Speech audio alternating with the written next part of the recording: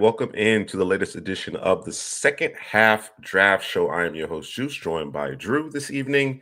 And of course, we're talking college football and by proxy, by transit of property, whatever you want to call it, the NFL draft, the 2026 NFL draft. So, Drew, we're going to take a quick look back at week 2. I know there was a lot of lopsided games in week 2, but a few headlines we want to touch on. And then we're going to look at week 3, some interesting matchups in the week 3 slate. And then we're going to end it. We're going to end it with your latest mock draft, a 2-round mock draft, Drew. All right. We're working our way up, man. Baby steps. Yeah, man. 64 picks, man. 64 picks here in September. So really getting to it here. So with that said, let's turn our attention back to week 2. And where did you want to start here, Drew?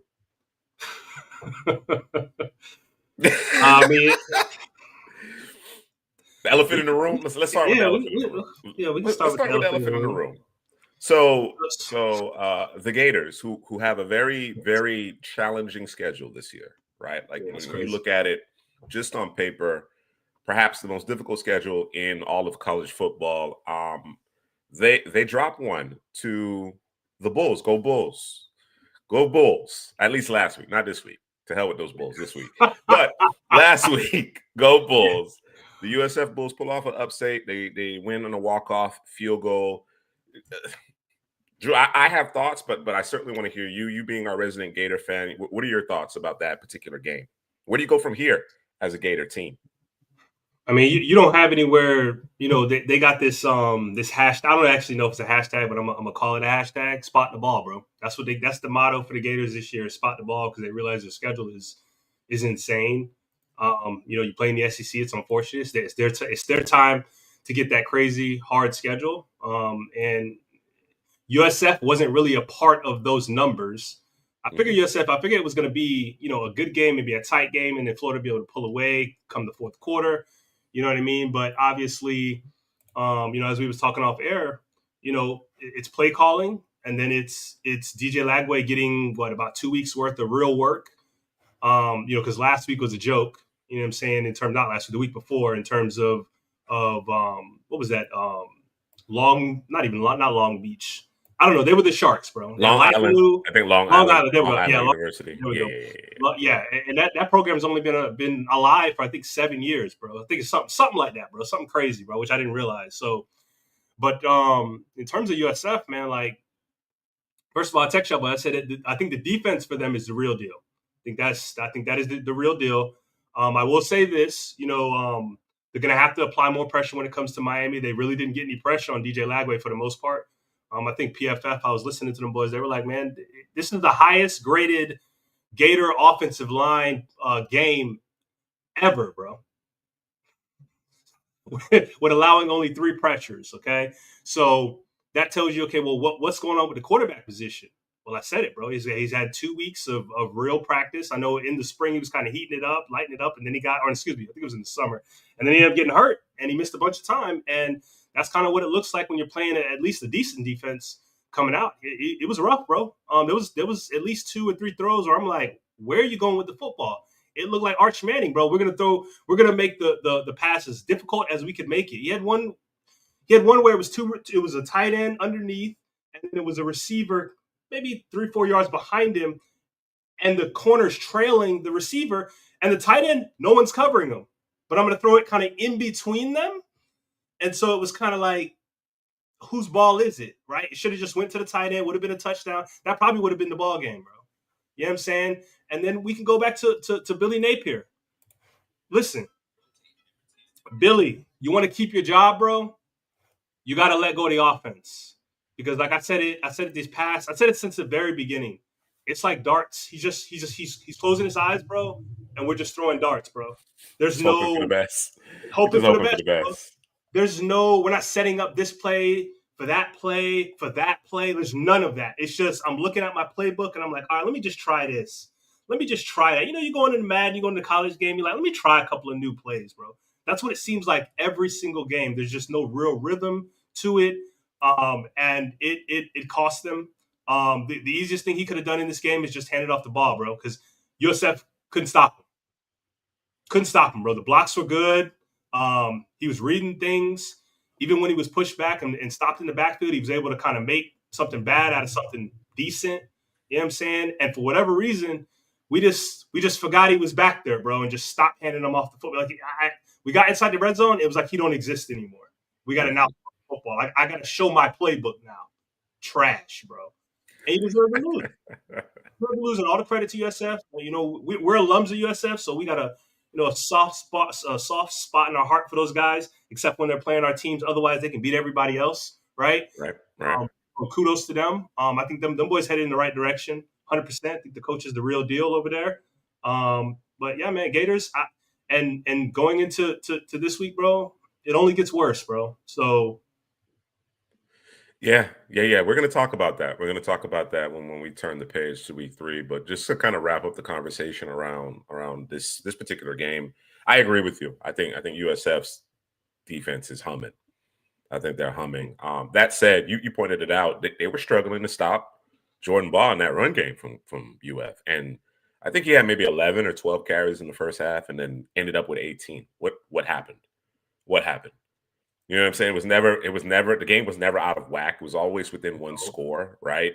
I think the coaching clearly is problematic. And I personally, Drew, I joke with, tease you and joke with you over the course of summer scouting about Billy Napier. And, and I thought because of the way they finished last year, perhaps they could build on that potentially, but I wasn't necessarily convinced, right? And I'm looking at this schedule, man, and it's tough. I mean, you play the games for a reason, so don't get me wrong. Play the games for a reason. But as you mentioned it, you're not helping your football team, right? Like you said, there's no rhyme or reason to the sequencing associated with your play calls. All of that said, how do you explain having 2 touchdowns called back for penalties, right? Like you couldn't finish. You had over 100 yards in penalties. That's how you let a team that isn't as talented as you hang around and garner confidence, right? They're playing with house money. USF playing with house money. The expectation is that UF at home is going to hold court. It might be a little slow, but eventually the talent will win out. Well, when you keep shooting yourself in the foot, keep stubbing that toe, and then you compound that with poor coaching and spotty quarterback play, you end up with an upset. And I just don't see any relief on the horizon when I take a look at this schedule. I don't believe Napier makes it through this season. I think he's going to be let go. There'll be an interim coach, and there will be a search that begins for Billy Napier, because from a talent perspective, I think the Gators are a very talented roster. Albeit young. I think they're young in some areas, right? And you could expect some growing pains or what have you, but they've underachieved under Billy Napier. That's just the reality of the situation. And again, I tease you relentlessly over the summer about Lagway and his availability. Lagway has to answer some questions. He's got to answer some questions because, again, he's a young quarterback. He hasn't necessarily gotten all the reps, so you want to give him some leeway. Shoot him some bail. But the reality is that he has to play better as well. You know what I mean? So it's just compounded. It's just compounded. If you got a young quarterback who might not be seeing the field particularly well, struggling with his accuracy, trying to overcome injury and knock off some rust, well, then that all the more reason to lean on your offensive line, your run game, coaching, put you guys in position to be successful. But it's just not coming together. So as you mentioned, tall order here in week 3 against LSU. What else you got here in week 2, Drew? So I watched the Michigan. Kind of sped through it. I'm not gonna say I watched every play or anything like that, but the Michigan Oklahoma game, and we talked about Oklahoma. We were talking summer scouting. We're like, that they're in the SEC now. They kind of got punched in the mouth last year. And can Mateer, can he be the guy? Can he be the guy that kind of turns the corner for these guys? Because I think at some point they're going to be one of the powerhouses in the SEC. It's just when will that happen, right? Because somebody's gonna fall and somebody's gonna rise. Right, that's just the way that kind of how that works, and they might be on an uptick. I'm not sure who's behind Mateer when it comes to kind of keeping that together. But in terms of watching that football team, bro, in terms of that defense, that's Venables over there, right? That's running those guys. Yeah, so it was attack football. They weren't scared of Michigan, bro. They wanted they were filling all the holes. You know what I'm saying? A gap, B gap, blitzing. It was fire your gun, go. they were telling Michigan, look, we're not going to let you beat us in the run game. You're going to have to beat us with your quarterback throwing the football. You know what I'm saying? Maintaining their lanes. You know what I'm saying? Underwood, I think, obviously he's a freshman, and that's gonna take some time over there. But I think he's a guy that we're gonna be summer scouting at some point and seeing where he's gonna be, because I think he's got some tools there. But in terms of what Oklahoma was doing, man, they just said, hey, we're not scared of you guys, and we'll leave our guys out there one on one. You're gonna have to beat us one on one, and they didn't. You know what I'm saying? And Mateer was listen. He is Baker 2.0, bro. Like, he just the movements, the way he operates in the pocket, the way he operates outside of the pocket. I think he's a better athlete than Baker Mayfield. A little bit more speed. You know what I'm saying? A little bit more power. He runs sometimes like a running back. He can make some move. He can stop on a dime, make somebody miss, bro. He can do that in some small spaces. So we say that's guys with small feet. He got some small feet. But in terms of him operating in the pocket, I mean, he's back there. He's scanning the field, making the throws. I think one of the things, though, that I don't like about him is when he has to make a quick throw, or he sees a guy that kind of breaks open. He's the arm angle, the way he's throwing the football it's a line drive. You know what I'm saying? Instead of dropping it in, he's trying to get in there as fast as he can. And he had some passes that he missed because he's trying to get it there because the receiver breaks open, and again, it's a line drive versus kind of giving it a little bit of air up under it so the guy can catch the pass, because he just you know what I'm saying. So he's got to work through that, work on that. But in terms of just being the total package, man, he's gonna keep this team in it for the SEC. Again, I'm not sure how it's gonna turn out because they are playing in the SEC, but yeah, man, that was a good game to watch. I actually thought, before I started watching, I thought Oklahoma actually blew them out. That's what I thought, because the highlights were all over the X, man. I was like, damn, did they blow them out? And then I went back and watched it. Okay, it was a little tighter than I thought it was, but yeah, man, Oklahoma surprised me, man. Yeah, the young phenom, right? Bryce Underwood is highly touted prospect. They wooed him away from LSU, brought him into Michigan. Of course, he's starting. He struggled. It's just, tall order. They're playing some defense over there at Oklahoma, and he really struggled. But it wasn't as if Michigan was out of the game. The score isn't indicative of how lopsided this game was. I think Justice Haynes had a big run, 75-yard TD run, a player that we're keeping our eye on as it relates to the 2026 NFL draft. So certainly that helped things, but generally speaking, the offense just didn't have much going. The quarterback struggled quite a bit. So, but Mateer is, to your point, very interesting. He's an intriguing prospect, right? Like you said, it's hard not to see Baker Mayfield in his game. There's areas of his game that he needs to clean up. There's you got to be able to layer the football. And at the NFL level, you got to deliver the ball over the middle. It's not just outside the numbers, outside those hashes. You got to be able to take advantage of those level concepts and read things out. I think there's a certain level of kind of a frenetic play. I want his feet to be a little bit more quiet. It's okay to be on the balls of your feet because he's a good athlete, but I want those feet to be just a little bit more quiet so that he can ensure that his mechanics and his accuracy come into play on a more consistent basis. I think at times the ball can get away from him. And as you mentioned, everything is not a fastball. You got to have a changeup. You got to have a changeup. You got to have a curveball. You got to have something. You know what I'm saying? In order to layer that football in and push the football down the field on a consistent basis. But I imagine with more reps within the SEC, he should level up. He should get better, assuming his supporting cast continues to grow along with him. So definitely an interesting prospect. I think we'd be remiss if we didn't mention, even though they didn't play anybody, I do want to point that out. What was it? East Texas A&M. FSU scored on. Come on, bro. Yeah, no. I want to point it out. I want to put it on wax because I don't want to hear Headley say like, "Man, y'all ain't give FSU no love. Y'all ain't." You know what I mean? They scored on, I think, every drive except one. Yeah, maybe their last drive of that game. That's what you're supposed to do. What you're supposed to do. Now, this is a far cry from the offense we saw a year ago, right? They were able to push the football down the field. Another player that kind of keeping an eye on, big transfer in terms of Deuce Robinson. He got loose for a couple of TDs, made a great one-hand catch. FSU clearly is a different team than they were last year, right? I think everybody was taken by surprise because obviously Bama was a ranked team, and the way FSU took the fight to Alabama, there's reports that Alabama's players weren't necessarily in peak shape, got into some shenanigans prior to. I don't know. What I have seen with the Kenneth DeBoer led Alabama Crimson Tide is that team has been very up and down, very inconsistent. But I'm not going to take anything away from FSU. I want to kind of see it again. They're playing a not so great opponent in week 3.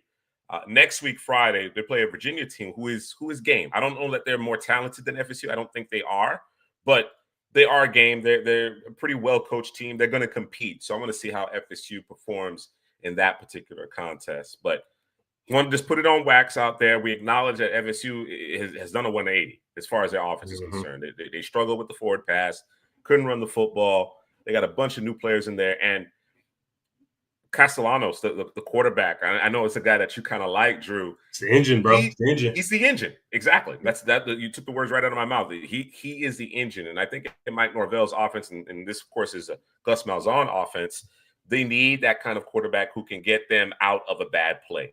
Can use his athleticism. You can get the quarterback draw, the quarterback power, get that additional blocker. I just think that helps FSU stay on schedule. I think it's part of the reason why as he matured, Jordan Travis had a lot of success there. So they need a particular type of quarterback in order to operate. And they're operating at a high level. Like you said, the opponent, this past opponent wasn't really a good litmus, but they did exactly what they're supposed to do. So we'll see once they get into the heart of the ACC schedule, how they perform. Well, you like for teams to come off of being the underdog as they were versus Alabama, come out and beat those guys, punch them in the face, and Alabama just, bro. When that bit was 14-7, I said that game's over, bro. I'm looking at Alabama like that game's over, bro. FSU's moving different, bro. They look different. They're moving different. FSU looks like what they should have looked like last year, this year, right? Right. And so they're where they need to be, right? And again, we got to see how this thing plays out. But I just want to name a couple of guys here. Sure.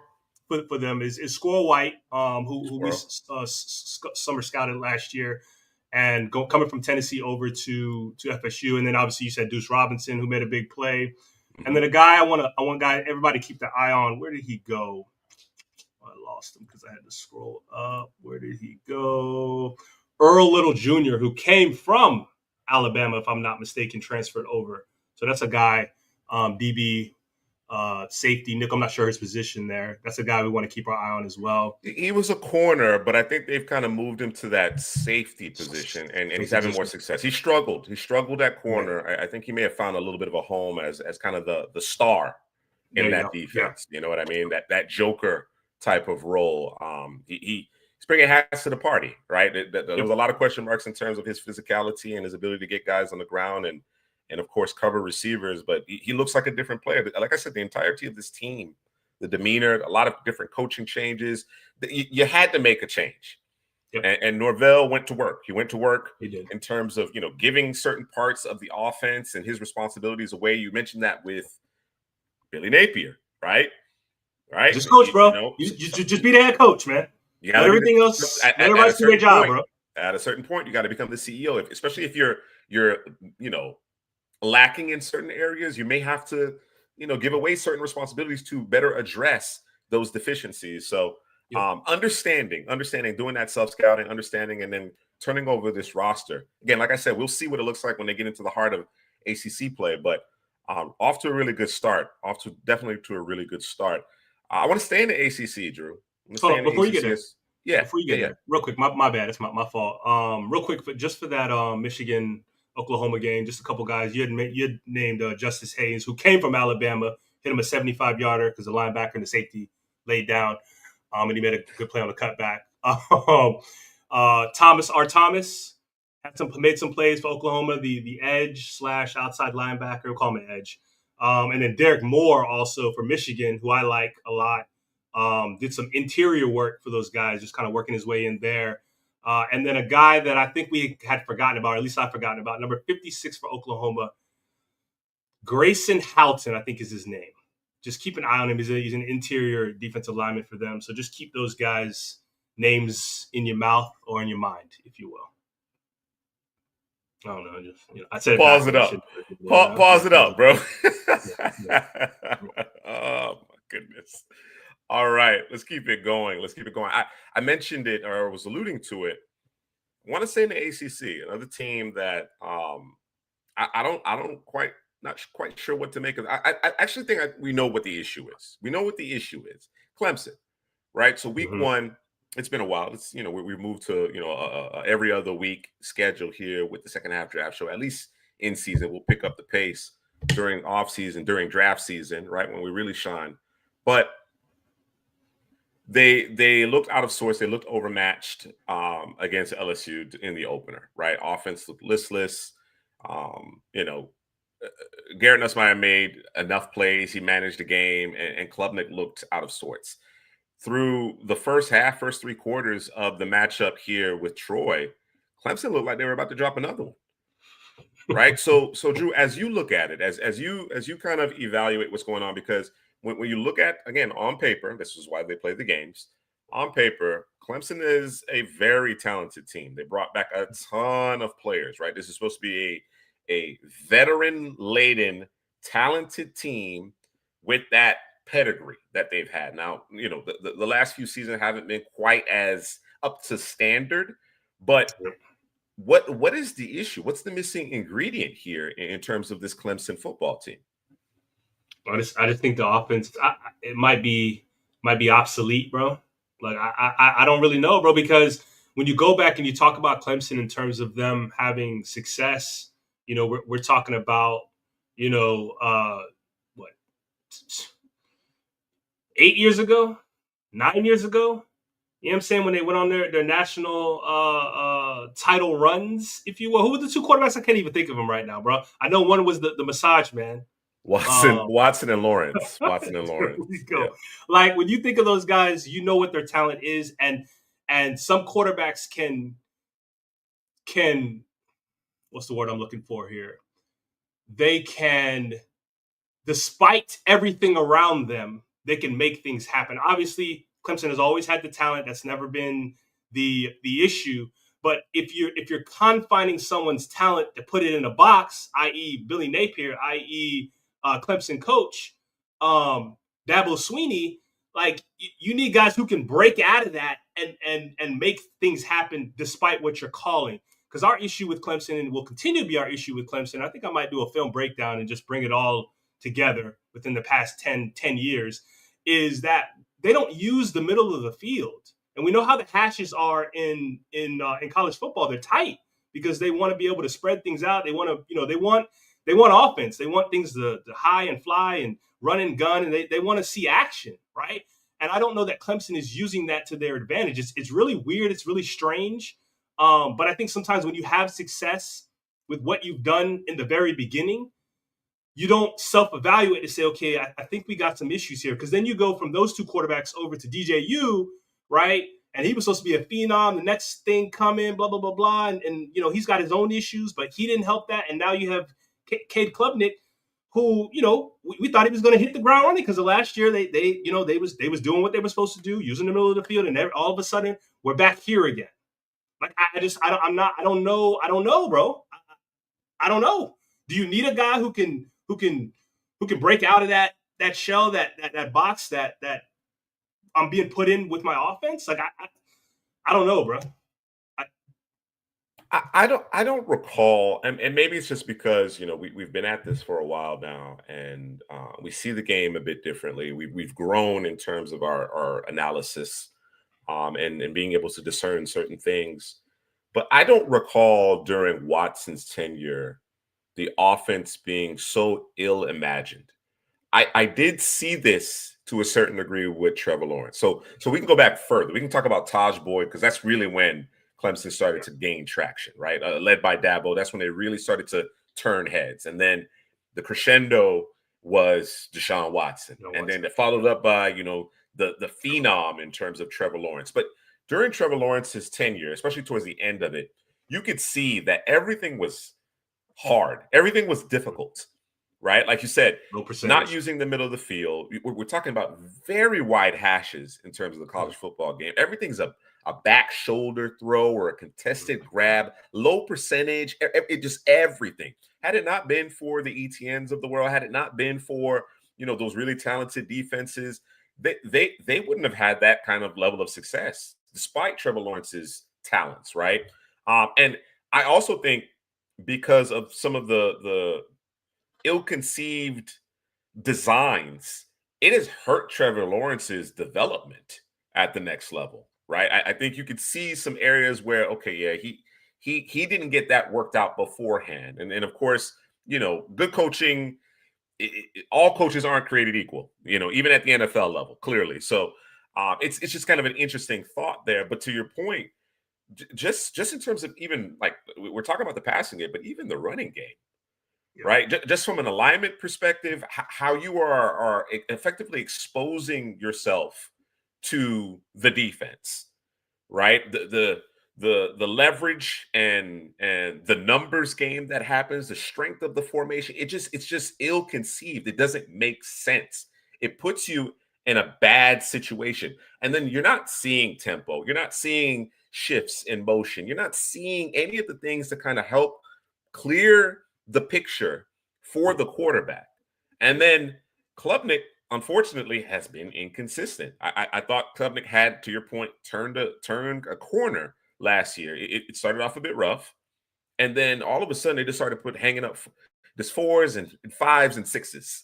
Right, that was the number in front of their score. The 4s, 5s, and 6s throughout the balance of the season, but they seemingly have reverted back to the mean. And I'm not sure if the solution is in-house. Perhaps they kind of do some of the same thing that they did last year in terms of some self-scouting and figured it out, but I'm not so sure. Their top wideout got injured. They look different. And the defense, I think, is being hung out to dry a little bit. They're not necessarily playing at the level I think we anticipated, but they're being hung out to dry a little bit for sure. Brent, is Troy back, bro? I just want to know, is Troy back? All right, y'all boys. Remember Troy back in the day, bro? They had some guys. Troy always has a good player or two, a good NFL caliber player or two. So, no, they took it to Clemson. They couldn't finish it off. Again, right. I think from a talent perspective, we're talking about two different stratospheres, but it's just concerning. It's concerning. Right, you kind of came out flat and you lose a big one in the opener against LSU, and then you're flirting with disaster against Troy, a team that you should beat handily. Like I said, most of the results this past week are very lopsided. So yeah, it's cause for concern with Clemson, and I think the ACC is filling up with a lot of good teams. Maybe not great teams, but a lot of good teams that can beat you on any given Saturday. Gonna win somebody's season, bro. Yeah, for sure. One of those teams, and we'll talk about them more perhaps at a different time, but one of those teams is NC State. We talked about CJ Bailey during the summer. He's not draft eligible, and then just so that you know, everybody that is, whether they are avid fans or casuals, everybody knows Jeremiah Smith, right? Everybody knows Jeremiah Smith. Well, CJ Bailey was Jeremiah Smith's quarterback in high school, right? So he has the goods. He seemingly has the goods, and NC State is making some noise as well. So yeah. I think Clemson, they were expected to make a deep run, and this does not appear to be a team that can make a deep run. Now, I do expect them to be better by year's end, but they have quite a bit of work to do. One last thought here before we turn the page. I'm just double checking to see. Actually, a couple more games, or at least a couple more comments here. Iowa State. Iowa State comes away with the 3-point win, 16-13. That's a bitter in-state rivalry there. Want to encourage folks to check out our Dominique Orange film study, the breakdown. I know Headley was talking about him up during summer scouting and that's this guy, bro. A bit of a package there. Yeah. He actually stamped them. So big fan of Dominique Orange. He's actually pretty high up in our consensus rankings as well. A one tech by nature, but he actually offers a little ability to get upfield as well. So keep an eye on him. And then I thought, what did you think? I wanted to get your thoughts here. What did you think about the bounce back from Arch Manning? Well, first of all, I expected it. Mm-hmm. Because that was piss poor. Like I stated earlier, he couldn't make the easy throws, the short to intermediate, and he made a couple of deep throws down the football field, but he was taking the low percentage throws when he had the the jumper, bro. You know what I'm saying? He had the layups, and he just wouldn't take them for whatever reason. The first play of the game is an example of that. Like that's we worked on that every day in practice up until the game into walkthroughs, and you threw that bit in the dirt. You know what I'm saying? With no pressure around you. You know what I'm saying? So, but yeah, no, that's what I expected, man. I mean, you're playing Little Sisters of the Poor. That's what that should look like. When the SEC schedule starts, we'll see what he really looks like. And right now, bro, he's, I don't think he's coming out, bro. You know what I'm saying? I know we got 12 more weeks to go or whatever, but I don't know. We'll see. Yeah. I thought a lot would have to go right for Arch to declare. It appears he needs work. It appears he needs reps. He needs reps. The knock on Arch coming out of high school was the fact that he didn't play great competition, right? Good athlete. He got the pedigree, the name. Arch has the physical tools. Like I don't want to. You can knock him for I guess you can knock him for the talent or lack of talent that he faced at the high school level. He wasn't playing the matter days of the world, but he certainly has the physical tools. I think a lot of it has to do with the what's between his ears. What he's seeing on the field, how he's processing. And I joked about it. You got a 2G processor right now, bro. That's not going to cut it. That's not going to cut it, man. He has to see it. He has to see it before he delivers it at this juncture. So a lot of work to do there. But still, like I said, has the physical tools for sure, but a lot of work to do there. All right, man. I think that's a good synopsis of week 2, the major headlines coming out of week 2. Let's turn our attention to week 3. Or you got something else? You got something else? Yeah, just this matchup. I didn't watch a bunch of it. It was the Duke and Illinois matchup. It actually started as a tight game, kind of going back and forth, and then obviously Illinois took off after a while. But 2 guys I want to mention. One guy I'm not familiar with. I'm not too familiar with both these guys. Both these guys are edge rushers. You have Gabe Jacas. I think I said that right. I don't know. Somebody let me know. I screwed it up. That's the guy we want to keep our eyes on. That I think might end up being in our top 5 pass rushers by end of season. I think it's going to happen. And then another guy. I think this guy's a senior, Vincent Anthony Jr., who had 3 sacks this past week. And he's got 4 for the season, bro. He's never had more than 5, bro. So this is a guy I think he's going to be racking up some numbers, and he's been playing since 2022, bro. So this might be his breakout season. Just keep an eye on him. Number 7 for Duke. All right, good stuff. Good nuggets. Going to keep an eye out for those prospects. Let's turn our attention to week 3, and we talked about Clemson kind of at length there. They got a noon kickoff tomorrow, and they're at Georgia Tech. All right. And once again, I think Clemson, player for player, is the more talented football team. But Georgia Tech is a better coach team. Yep. And Georgia Tech is going to stress you. They're going to stress you, particularly in terms of their running game. They are physical up front. And they are multiple and diverse in terms of their running game. So you got an offense in Clemson that can't seem to get on track. You got an opponent that wants to play ball control offense. So that just limits your opportunities, generally speaking, limits your opportunities to find that rhythm.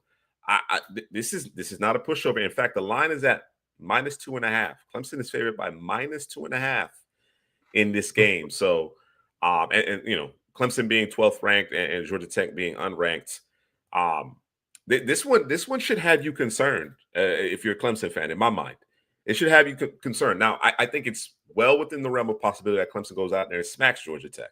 They're that talented. I just have not seen them execute on either side of the ball that would suggest that this is going to be more than a 1-score game. What do you think? Yeah, if they do what they did last week in the previous 2 weeks, they're going to lose by a lot. because, like you said, they're coached very, very well. I expect Clemson's defense to come out and punch Georgia Tech in the mouth. It might even be a slobber knocker for a little bit, but I think this game's going to fall on the offense. It's going to fall on Clemson, Cade Klubnik, and the offense going against Georgia Tech's defense. I expect them to win that battle, bro. I really do. But again, I'm always a little nervous. I'm always a little weary when it comes to the Clemson offense against anybody at this point, just because, the nature of how that offense works. And coaches are stubborn. Coaches got egos, and they don't want to let things go. And they want to run their system, and they're going to run it until they get fired, bro. You know what I'm saying? I don't know how much rope Dabo Swinney has. I imagine he has a lot because he has the Southern, draw and the religion thing and all of those things. That keeps you there, but you can't be losing games that you should be winning, bro. So we'll see how that turns out. But they just haven't looked good. Yeah, they just simply haven't looked good. You know what I'm saying? Even like I said in the win last week against Troy, they haven't looked good, and the issues, as you pointed out, with their offense, they persist. So what's the panacea? What's the decision, the move, the adjustment? It just hasn't come, or it hasn't necessarily taken root. You know what I mean? And again, I think Georgia Tech is one of those teams. Like I mentioned it before, there's a reason why we play the games. They're one of those teams. They're one of those teams that's going to ruin your season, right? You lose to LSU ranked, highly, contested game early in the season. That's not going to damage your whole season, but now you're starting this ACC play. And again, Georgia Tech is the type of team that can frustrate you. They can frustrate you in terms of how they approach things. And they're going to match Clemson's physicality. Again, I don't think they have the same level of talent, but they're going to match their physicality. So that's one to keep a close eye on, man. That one could get squirrely in the early hour of games. Oregon, I'm just waiting for them to play Ohio State, man. That's all. I'm not even paying attention to Oregon until they play Ohio State. I think one of the marquee matchups this upcoming week is Georgia at Tennessee in the SEC. Who you like in that one? Georgia. By the way, Georgia only scored 28 points against Austin Peay last week. Yeah. I'm probably gonna side with Georgia, but because that's the first game I looked at. I was like, I don't know. I mean, the Tennessee offense and the fact that Georgia plays them every year, I think they may have it down pat.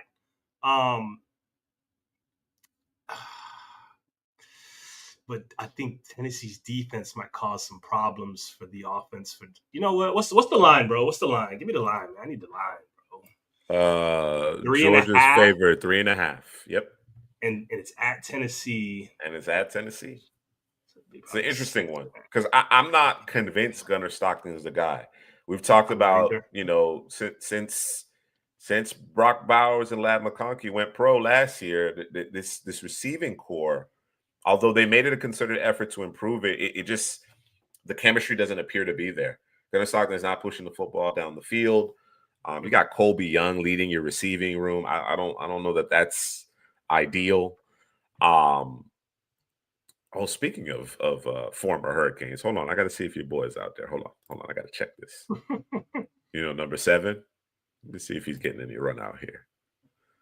Number 7. Let's see. Yeah. Jaden Harris is his name. For Georgia, I don't even see him on the roster. What happened? What happened to Jaden Harris? Oh, was he? There was somebody that got suspended. Was it him? Oh, really? Suspended or kicked off the team? Something, bro. Maybe I'm wrong, bro. Quote me on that. I don't know. I don't see him. I don't see him registering any statistics to this point. So, but yeah, I will be tuned into that game as I patiently wait for my Canes to face off against the Bulls.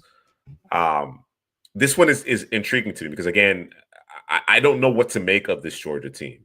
Got some individual prospects that we like. My guy, C.J. Allen, in the middle of that defense, Kristen Miller. He's a good player. They have talent. They have talent, but offensively, we were expecting Georgia to be a juggernaut in terms of their offensive line. They did not play up to snuff last year. What do they look like this year? Have they improved in that regard? They lost several players to the NFL, but as a whole, they underachieved. As they get more healthy, as another off season, what are they looking like?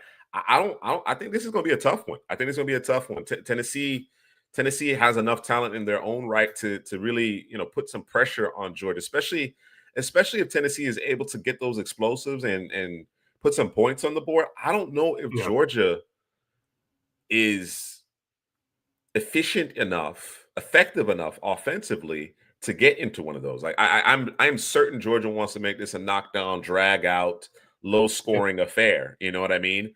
But if Tennessee is able to create, some one-on-one matchups and take advantage of those, I think the pendulum swings in the Vols' favor. So, and they're at home, and they got a couple of guys. They got where's he at? Joshua Josephs. That's one of Headley's guys. He likes him long, long end there. Plays the Leo position, and you have Arian Carter, linebacker who I like, who cleans things up on the back end, weak side linebacker. And I guess we're not going to ever see our guy, bro. I'm a little upset about it. Jamad McCoy. I guess we're not going to see him, bro. I guess still hurt, so. That's the top corner in the class as far as we're concerned. But obviously dealing with that injury from late last year. This one again, in terms of that earlier window, it's a 3:30 game, so early afternoon game. I think that's the main one to focus on. I think, as NFL draft enthusiasts, you definitely want to check out Texas Tech. Texas Tech has a really good roster. Good roster. That quarterback's slinging it too, bro. Yes. And their top draft prospect is one David Bailey, formerly of Stanford. I think he's the top rated edge currently on our consensus board. I think he might be one spot ahead of Ruben Bain. So if you're trying to identify, a pass rusher, you definitely want to check out David Bailey from Texas Tech. You got Penn State not necessarily playing anyone. Still some cupcake type games, right? In week 3, there's still some relatively, easy opponents for some of these ranked teams. The probably the biggest matchup this weekend, if not the Georgia Tennessee game, it's going to be Notre Dame Texas A&M. I believe. I think Notre Dame Texas A&M. Casey Conception looked electric. He looked like he was back, bro. He was back. They know how to use him, bro. What's the hell is line? Just get him the football. Get him the football any possible way. Like he's a difference maker. You go back to his freshman tape, and Headley talked about him at length during our video on the Couch Potato General Manager channel. With respect to the top 15 receivers, right? Conception, whether you're handing it to him or effectively using him in the short to intermediate pass game, he's a difference maker. He's liable to score anytime he touches the football. And Notre Dame boasts a really good duo of corners. I'm interested to see how that matchup plays out. And then, of course, I'm really intrigued to see Cassius Howe. Right, I thought Mesidor and Bain in week 1 took advantage of those tackles at Notre Dame. Neither of those players, different types of players, don't get me wrong, different types of players. Neither of them move the way Cassius Howe moves, right? And we've been beating that drum. Headley stamped him during summer scouting. We've been beating that drum about Cassius Howe really forcing his way up the NFL draft board as an edge rusher. He's going to have an opportunity in prime time to really, make his name be known, right? We're trying to help him. We're trying to help him on the Couch Potato General Manager channel and certainly on the second half draft show, draw attention to him, highlight his ability. But he's going to have an opportunity here. He had a string of 3 consecutive plays where he sacked the quarterback every play last week. Was it Utah? Was it Utah State it was playing? Yeah. It was nasty. Yeah, I don't know if they're going to be able. Like, I would challenge him and run at him with Jeremiah Love, and see if he holds up there. See if you can kind of wear him down so he's not as effective in terms of third and obvious passing down. But Yeah, Cassius Howell is a real deal. So excited to see him and a number of players throughout that particular contest. Who else? Who else may not have mentioned in that particular game you think is worth So keying in on? you got the two linebackers for Texas A&M, Scooby Williams, who Headley likes, and I like Terin York. So York. Scooby is 0, York is 21. We're kind of going back and forth in terms of who we think is going to be the better linebacker for those guys. You talked about Cassius Howell, and I just want to say this real quick for him, and I know you was gushing on him, but so you're going from and these are the games where you can kind of throw up a comparison. So you talk about Mesidor, you talk about Ruben Bain going against Notre Dame. Well, now it's Cassius Howell's turn. And so now I think if he's able to do what they did or even better, now we're talking about, hey, is this the guy? And that's when he's going to skyrocket. Oh, I've never even heard of this guy. Let me go back and watch what he did last week with the 3 sacks. And then what did he do last year? You know what I'm saying? And again, last year, he had, what was it, Nick Scorton? You had Shamar Stewart, had a bunch of guys. It was kind of, he was kind of I'm not going to say the odd man out, but he got 100 less pass rush snaps versus with those guys and had, I think one more sack than. No, he had like 3 more sacks than Stewart and like 1.5 fewer than Scorton. So, and now he's the guy, and right now he's showing that he can do it. But now we're about to play a quality opponent in Notre Dame. We know the offensive line is usually pretty solid with those guys. Looking here. And then we got the law firm, Reed Adams, the right guard. That's one guy that a lot of people are looking at. And then and also the left guard, Chase Asonis. I probably butchered that, but we're going to go with it. For Texas A&M, and obviously Le'Veon Moss. Don't want to forget about him. And Marcel Reed, who I don't think he's draft eligible, but he's not draft eligible. But that's a name to keep in mind. Come the next couple of years, and then we can slide over to Notre Dame. I don't know what this thing's doing. Let me blow this up. I don't know what's going on. Got me looking crazy here. You said Jeremiah Love. I mean, I don't. What was Notre Dame doing not last week, the week before, bro? What were they doing against Miami? Did we miss something, bro? I don't know what the game plan was. Right? They seemingly wanted to get their young quarterback CJ Carr into the flow of the game. So there was a lot of bubbles. There was a lot of quarterback runs just to kind of get him comfortable and acclimated to the game, but. I don't think Jeremiah Love got enough touches. I don't mind being a Canes fan. I didn't mind. Right. I think in terms of you want to give yourself the best opportunity to win, trying to have your young quarterback just drop back and make all the plays, whether it be with his arms or his legs, wasn't the best approach. I thought Carr demonstrated at times that, okay, you could see why they like him. You could see why, they have high hopes, but that was a tall ask to kind of put it on his shoulders, especially when you have a pair of good running backs, right? It's not just Love, but a pair of good running backs, and you just didn't feed them enough. And in my opinion, on the outside looking in, if you feed those backs and force Miami to defend them through the balance of the game, that mitigates the effectiveness of their pass rushers when it comes to that time, right? Yep. There was a certain time, and then of course. To Bain and Mesidor's credit, that's money time. That's the time you make your money at the end of the day. When you still have enough in your tank to get off the ball and affect the quarterback, get the quarterback on the ground, no less. That bodes well for your corresponding draft stock. So yeah, it was a coaching faux pas in my mind. I thought they got a little too cute. Again, you want to give him some high percentage throws to get him into the groove of the game. That's fine. Even want to leverage and present a different look by having him do the quarterback run type of thing. But at a certain point, you got to feed your workhorse. I shouldn't say workhorse, but your star back. Let me put it that way. You got to feed him. You should. I think they kind of did it backwards or inside out. They should build those throws. Excuse me. Those throws and those packages to get him going around the running game versus doing it the other way around, right? I think it just caught up to him towards the end of the game, like you were saying. Correct. So, But yeah, you got Jeremiah Love. We know that's RB1. I don't know, Jonah Coleman kind of nipping at the heels, bro. Nipping at the heels. You know what I'm saying? Five I know he's TDs not last week. sexy. I Five know he's not TDs last sexy, week. bro. But when you I think talk in like the about, first half.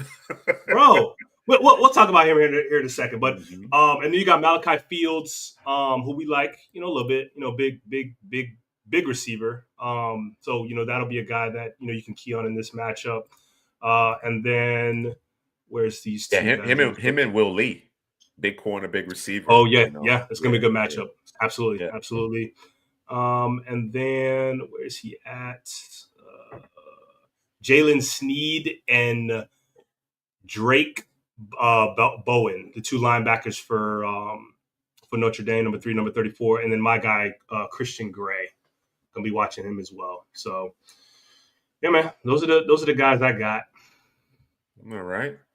for Good this stuff. matchup. Good stuff. What other matchups or individual players you think folks should just be cognizant of? Get an opportunity to. I do want to point out because I am a degenerate when it comes to college football. Portland State is at Hawaii, and they have an 11:59 p.m. Eastern kickoff. So if you're waiting for the Crawford Canelo fight, or watching that, you can just click over and check out the Portland State Hawaii game. You know what I mean? You know what I'm saying? Like that could be part of that fight night experience. So full slate, interesting slate. Not a ton of marquee matchups, but a few in each hour block, that 12, 3:30, 7:30, 8 o'clock realm. Worth, I think, really paying attention to, leaning in on. Okay. So I asked you a question, and then I didn't let you actually answer. Was there any other players, individual players you thought worthwhile? I saw that Damon Claiborne got shut down. NC State, bro. NC State, Thursday night, another W. Hollywood Was Smothers had a big game. Hollywood Smothers had a big game for NC State on the ground. Is Colorado? Did Colorado take the lead, or what's going on there? No, sir. It's No. 26-14. It was 16-14, and I blinked, and then and they're about. Looks like they're about to score. I think the boys turn the ball over. Oh no, it's just a big play by Starting that young quarterback. yeah, he got some work to do. I think he'll get there one day, but Yep. see what that turns Yep. into. Okay. All right, Drew. I think now is as good a time as any to turn our attention to your mock draft, man. Let's do it, bro. I am excited about the fact that the Couch Potato General Manager, and of course by proxy the Second Half Draft Show mock draft simulator has been updated. Now it reflects our consensus ranking through the first 50 or so players, 45 to 50 players, and we'll continue to iterate and work on that. But we got a total of 300 players in the simulator, and we encourage folks to check it out, use it, join our Patreon, do a mock draft, and we'll actually review it live on air here on the Second Half Draft Show. So while I get that situated, Drew, any surprises? Any surprises you think we should put us on the edge of our seat? Any particular selections you thought was really intriguing, or more chalk than anything else? Let me hopefully don't delete what I just did, bro. But we're gonna find out. Give me a second. Cross my fingers. Don't do it to me, though. Don't do it to me. One guy I did want to bring up real quick before we get to the mock is it Delaney Mansour? Am I saying that right? Yeah. Yep. Mansour for Mansour. LSU. Yep. Yeah, I just want to that's the guy we want to make sure that we push. I don't think we talked about him in the summer scouting, and I think they took him out and drafted him, bro. No, we didn't, and I think that certainly was a miss on our part in terms of discussing him. But he's playing at a high level, and we actually moved him up. He was outside of our top 50, and he's now squarely in it. So he can continue to help himself. Another strong game here tomorrow against UF. Continue to make his way through the SEC. He can certainly bolster his stock, especially with like Jamal McCoy dealing with his injury. You know what I'm saying? After Avian Terrell, it kind of gets interesting, right? Those are the top two guys. But then after that, there seems to be a lot of opportunity for someone to kind of take up the mantle and work their way up the board. So good call out on that one. Yeah, there's going to be some surprises. Some guys we haven't talked about that I had to put in there. Sometimes I put guys in there because I want to get their name out there, and then sometimes I put them in there just be a little different. You know what I'm saying? Don't want to stay status quo. Falcons, a little bit of a surprise. Okay. No first round Assuming pick for this, the Falcons. No yeah, first no round first pick. round pick for those guys. Yep. No first round pick for those guys. I'm just scrolling through here, just making sure. Oops, did that already. Did you have the corresponding order? That's I guess that's my real question. Did you have this order? So let me see. What order were you using? I was using Mock Draft Simulator. It might be similar. Let me see. I can't tell because actually, hold on. Let me see. I guess no, we're good. Jets. It might be the same order. I don't know if they're using the exact order. It's a little off. It's a little off, right? They might be using some power rankings instead. Yeah. It's pretty close though, so far. Okay. From what I can see. All right. Nothing crazy. All right. So make it work. Oh, right. There is a big one. There is a big one. A big discrepancy in terms of the order? No. Just the pick. I just seen it. I got you. I got you. No, this looks pretty close to. It's pretty close. Yeah, that's only one. The one that's only one that I saw that doesn't match. That's a couple. It's a couple. They're kind of in a row. They're all kind of in the same order, so we'll be all right. We good. All right. Yeah, I'm not seeing too much of a discrepancy here. So I think to your point, we are in decent shape. All right. Yeah. Okay. So we have Drew with a 2-round 2026 NFL mock draft here. Drew, take it away. All right, man. So first up, we have, and if I get the team wrong, let me know. But first up, we have the New Orleans Saints. Did y'all know Spencer Rattler basically tied the game last week and Buddy dropped it in the end zone, man? Yes. Beautiful pass on third down, bro. Yes. Wasn't dropped it, bro. But if they're picking number one, didn't work out. It did not. So it did not. So whoever they drafted last year, don't care. Tyler Shue. Well, that was a Spencer Rattler. That was a wasted pick. All that is wasted because we're going to go get our quarterback of the future, and it's going to be Garrett Nussmeier. He's going to stay in New Orleans. We're not going Arch. Not going Drew Aller either. Interesting. Not going Drew Aller. No. We're going to stick with Nussmeier here. I like the way he played against Clemson, and I expect him. He's the one I'm expecting to soar, bro. I want Drew Aller to soar, but I'm thinking it's gonna be nuts. You're not convinced it's actually going to happen that way. I was impressed by the way Nussmeier managed that game against Clemson.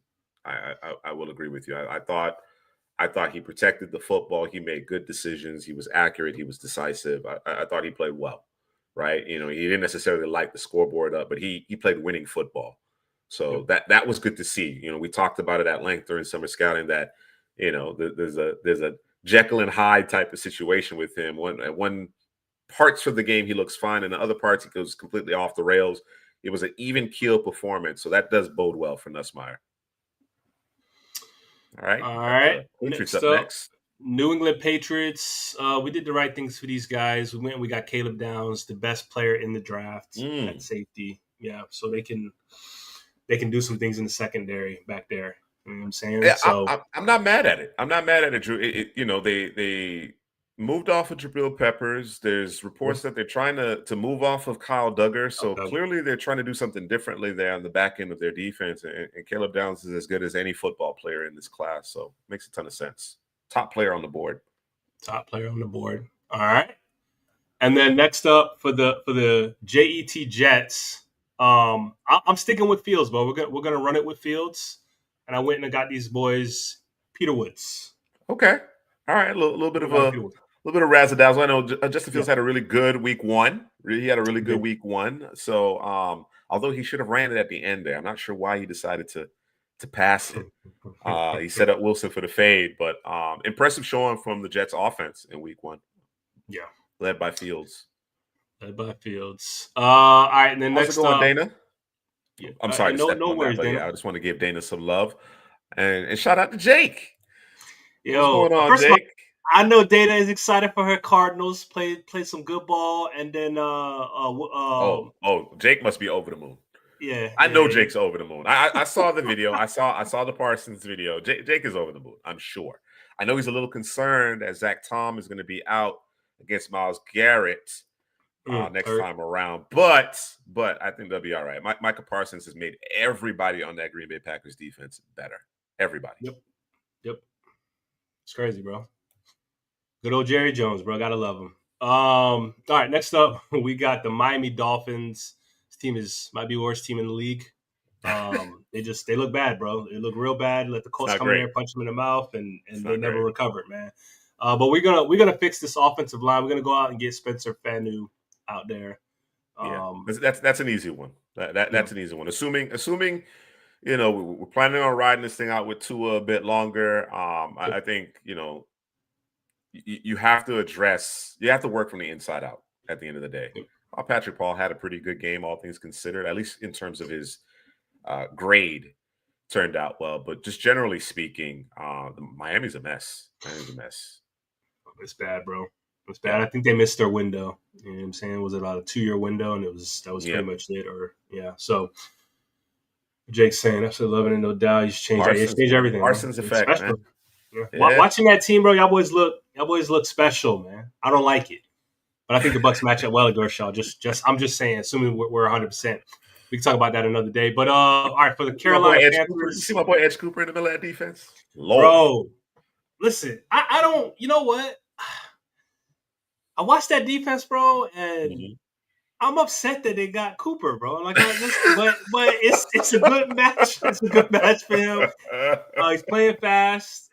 They showed a couple of plays when I was watching the Vikings game, and they're like the two linebackers they got. Walker and him are playing fast, coming downhill, filling holes, and all of that. So they're seeing it well, man. They're seeing it well. So good for the Packers. For the Panthers, Bryce Young didn't look good. The offense didn't look good. That's obviously a work in progress, and it's going to continue to be a work in progress. But I went and I got Keldrick Falk for that defense, man. Play inside, play outside. We'll move him around. We'll make it work over there. Yeah, Carolina still needs more teeth on the defensive side of the ball, so I'm not mad at it. I'm a believer of Bryce. I know he didn't start this year off great. His best throw of the game, bro, deep throw. I think between the corner and the safety, if I'm not mistaken, to Xavier Legette, and he did not get his feet down in bounds, bro. Like it's like one step forward, two steps back for this offense, man. It's one step forward, two steps back. So hopefully they right the ship here in week 2. All right, we got the Rams making the first of 2 first-round selections here in your 2-round 2026 NFL mock draft, Drew. All right, man. We're going to go get them their quarterback of the future. This is our first surprise pick. We are going to go with Lenore Sellers. Ooh, early. For the Rams. I'm giving McVay and this offense a little bit more juice in terms of the quarterback moving around in the pocket. Not that Stafford is a statue, but we're going to give you a little bit more than a traditional style quarterback, man. You know what I'm saying? With an arm. Yeah, and of course, if you can get the benefit of him sitting, I think certainly that could help in terms of his development behind Stafford. Dana brings up a good point about the corners in Green Bay. I agree with you. But if that front seven is doing the work that they're doing, then you can protect those DBs a little bit. I think I like Green Bay safeties. I think I like Green Bay safeties, and hopefully their corners continue to improve as the season progresses. All right. Baltimore, that was a hell of a game this past Sunday. They need a corner, it appears, right? I know they've tried with the Wouzier and cornerback 1, Jair Alexander, but Alexander had a bad rep that led to that ultimately the game-winning score. So, what do you do here with Baltimore? Yeah, I went a different direction, bro, and I got these boys. I'm looking to see if I can make an audible here, but I think I'm gonna leave it because I can speak to it. I gave him your guy, man, Ruben Bain, bro. I love it. I think they need to solve for that long term, and Bain fits the mold. that physicality. And oh, by the way, the Bane film study, the Bane breakdown, will be coming out this weekend. It may not be tomorrow, but certainly on Sunday. By Sunday, that the Bane breakdown will be out, and everybody will understand why Ruben Bane is a monster. I like it. I think that's a great fit for Baltimore. I think long term they have some questions in terms of their edge rushers, and Bane's power profile kind of fits what they're looking for in terms of their edge rushers at Baltimore. So I like that fit a lot. All right. Next up, we got the Giants, the New York Football Giants, D-Kit's Giants. And I went out and I got them because, if I'm not mistaken, I heard D-Kit say the boys need corners. So he wanted a corner. No way, Jake. No way. But yeah, if it's the Ravens, it might happen, bro. You never know. No, it might not. Bane doesn't test well as an athlete, and then the Ravens end up with Bane. They're going to be praying, hey, man, don't run too fast on that 40, man. You know what I mean? I went and I got LSU corner Mansour Delane. Delane? All right. I like his movement ability. I like he's a smooth operator. First corner off the board. Okay. First corner off the board, man. First corner off the board. I want to get him some notability, some love, some respect. I hear you. I hear you. I mean, all right. Next up, we have the Dallas Cowboys. Now, because my order's a little switched, I could actually flip this. I'm not going to. I'm going to leave it. I'm going to leave them. Oh, both of these guys are from Texas, I'm thinking about.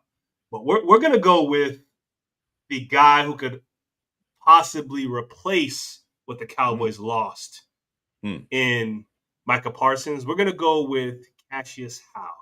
Cassius. Howe, yes. Cassius. All right, be sure to check out the Cassius Howe film study on the Couch Potato General Manager channel as well. All right. Next up, we got the Cleveland Browns. We're going to correct this offensive line, get it right. We're going to go with another one of your guys, Francis Mauigoa. Did I say what? Mauigoa. I said it right earlier. Damn, bro. Yeah. Listen. You'll get it. We're making headway in terms of the pronunciation there. I find myself whenever I do a mock draft, Mauigoa landing in Cleveland.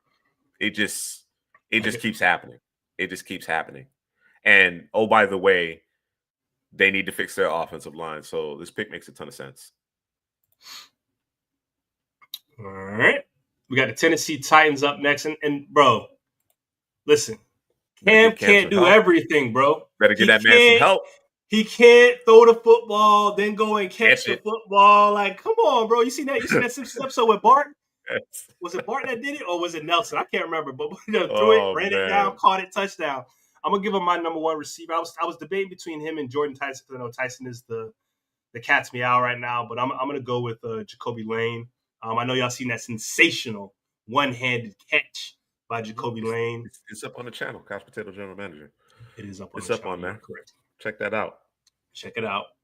Like and subscribe. Right. This is the Detroit. You gotta like and subscribe and share. The Detroit Lions. I went and got our top pass rusher in David Bailey. I was kind of debating whether he should have went to the Ravens, but I said no. The power profile fits Bane over there for the Ravens, and I wanted to give Detroit a different type of pass rusher than they have on the opposing side in Hutchinson. So that was my thought there. Okay.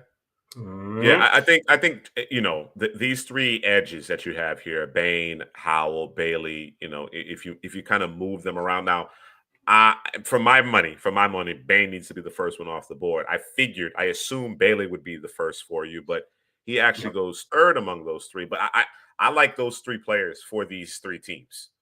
Right? However that breaks out, I like all three players for these three teams. So I like what you got going so far.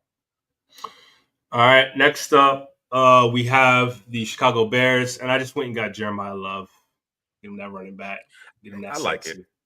The only thing, and maybe you just didn't have the player there, is that I truly feel like the Bears need to address their offensive line. Yeah, I was looking at it, and I was like, kept going back and forth. And you're probably right. I probably should have, but I wanted to go sexy.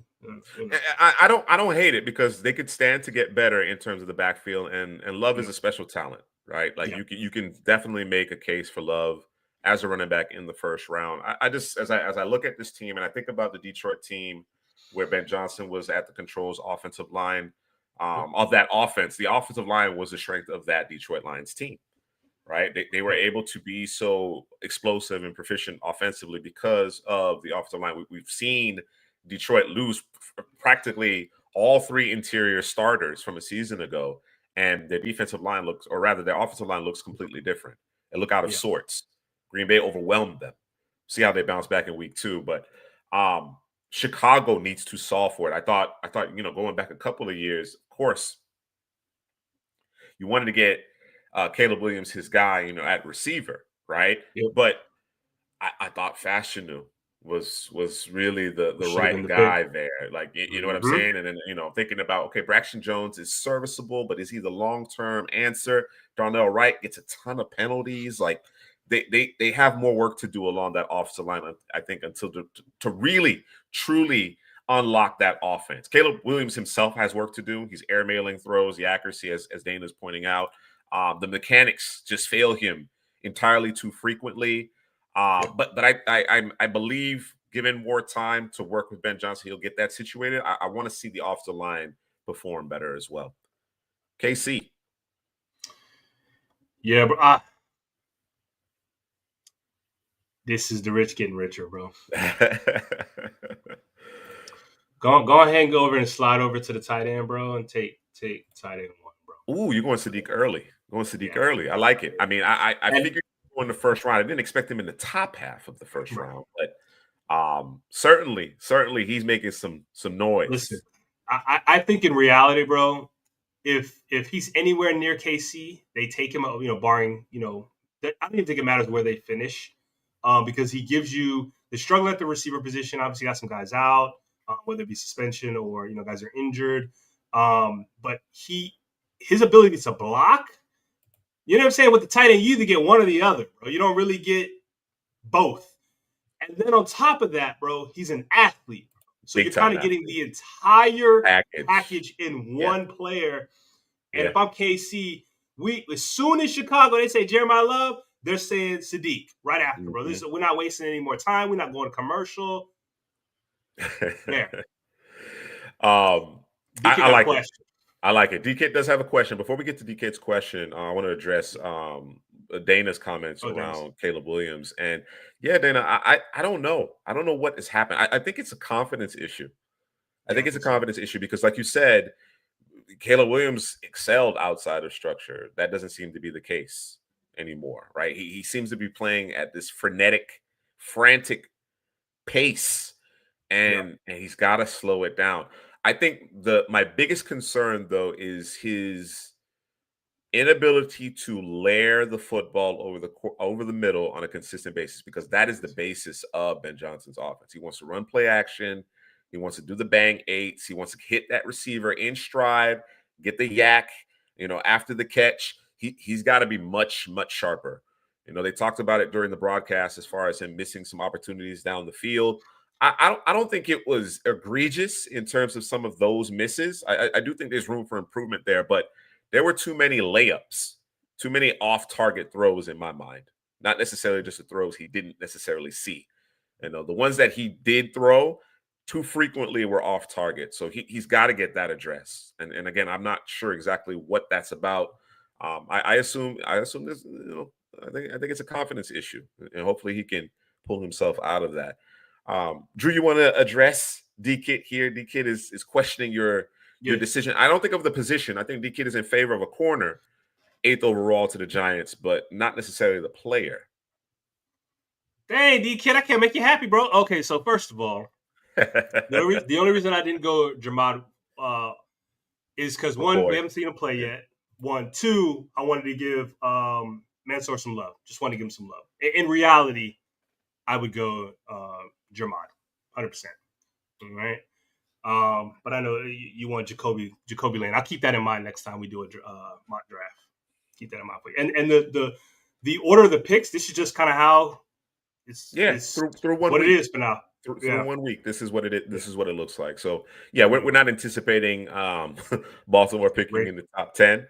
But through 1 week, this is how it kind of works. So we're going to try to stay on top of this order and keep it as current as possible. All right, Mississippi Praski's Seahawks. Yeah, I wish he was here. I don't know if he's going to like this pick, but we're going to go edge rusher. We're going to go Danny Dennis Sutton, the law firm. Ooh, Danny Dennis Sutton. That's ahead of TJ Parker. Listen, I think you could put. Yeah, you know how I feel about TJ Parker. I know how you feel. I want to get it on wax though. I want to get it on wax. Oh, I got you. I got you. Yeah, these pass rushers, all of them they're all kind of in the same bubble. I even put TJ Parker in there, but I'll put him at the bottom of these guys. I think he's the last of the Mohicans when it comes to these top pass rushers for me. So we're talking about Reuben Bain, we're talking about David Bailey, we're talking about Cassius Howe, then Danny Dennis Sutton, and then TJ Parker to round it up. Yeah, D-Kit, I love that pick. I told Drew I love this pick. I haven't given this pick any thought previously, but when Drew made the selection, immediately fell in love. And then Jake mentioned that somehow the Ravens would be picking in the 20s and end up with Bain because they always get a good player. And I thought about that, and I was like, you know what? If Bain, got out of the block slow on a 40 or had an injury or something that pushed his stock down, it would be the Ravens. It would be the Ravens. But yeah, I don't see Bain getting out of the top 10. No chance. Nope. He looks like a different player as compared to last year. He was already a really good player. He looks like an elite prospect at this juncture. So definitely. All right, we got the Texans on the clock halfway through the first round in your 2-round mock draft, Drew.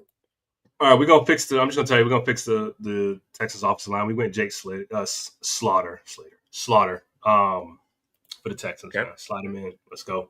Yeah, they gotta do a better job of keeping CJ Stroud upright. It's like a turnstile, man. It looks no different from how it ended last year. I know, and that is malpractice. You gotta protect your quarterback. They made some changes trying to do some things. They tried. It wasn't effective. It just wasn't effective. I think they tried to do it on the cheap. Is my issue. Correct with it. Yeah. All right, who we got next? So we got the Washington Commanders. Yeah, this is where we went. TJ Parker. Let's slide him in right there.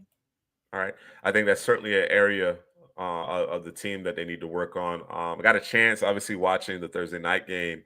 Connerly was out there at right tackle, and he had a time.